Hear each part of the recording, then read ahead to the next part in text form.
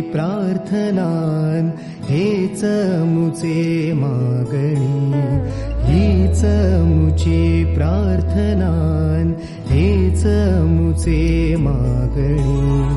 माणसाने माणसाशी माणसा समभाव